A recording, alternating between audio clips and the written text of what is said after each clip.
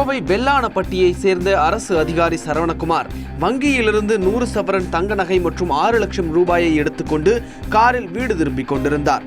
வழியில் ஹோட்டலில் மதிய உணவு சாப்பிடுவதற்காக காரை நிறுத்திச் சென்றபோது மர்ம நபர்கள் காரில் இருந்த தங்க நகை மற்றும் பணத்தை கொள்ளையடித்துச் சென்றுள்ளனர். இதுகுறித்து போலீசார் வழக்கு பதிவு செய்து விசாரித்து வருகின்றனர்.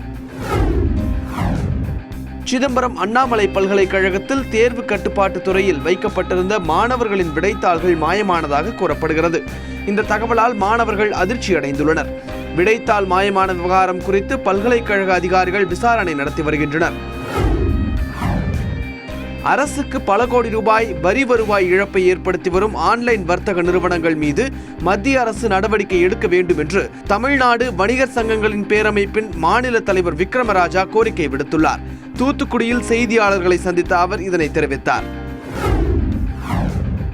ராமேஸ்வரம் பாம்பன் பிரான்சிஸ் நகர் குடியிருப்பு பகுதியில் சேதமடைந்திருந்த 3 மின்கம்பங்கள் அடுத்தடுத்து சாய்ந்து விழுந்தன.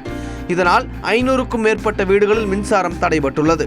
மின்சார வாரிய அதிகாரிகளின் அலட்சியத்தால் தான் இந்த சம்பவம் நடந்துள்ளதாக அப்பகுதி மக்கள் குற்றம் சாட்டியுள்ளனர்.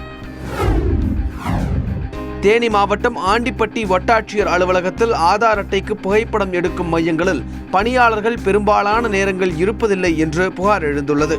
பணியாளர்கள் இல்லாமல் இருப்பதால் ஆதார் அட்டை பெறுவதில் தேவையற்ற தாமதம் ஏற்பட்டு வருவதாக பொதுமக்கள் குற்றம் சாட்டியுள்ளனர். இதுகுறித்து உரிய நடவடிக்கை எடுக்க வேண்டும் என்றும் அவர்கள் தமிழக அரசுக்கு கோரிக்கை விடுத்துள்ளனர். வேலூர் மாவட்டம் ராணிப்பேட்டை அருகே லாரி ஒன்று விபத்துக்குள்ளானது.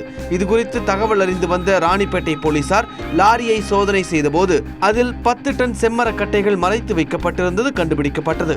தப்பியோடிய லாரி ஓட்டுநர்கள் 2 பேரை போலீசார் தேடி வருகின்றனர். செம்மர கடத்தல் கும்பல் குறித்து போலீசார் விசாரணை நடத்தி வருகின்றனர்.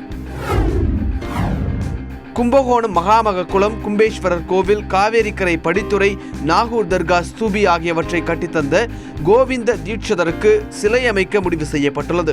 கும்பகோணம் ஆன்மீக குழு மற்றும் வணிகர் சங்க நிர்வாகிகள் கூட்டத்தில் இந்த முடிவு எடுக்கப்பட்டது.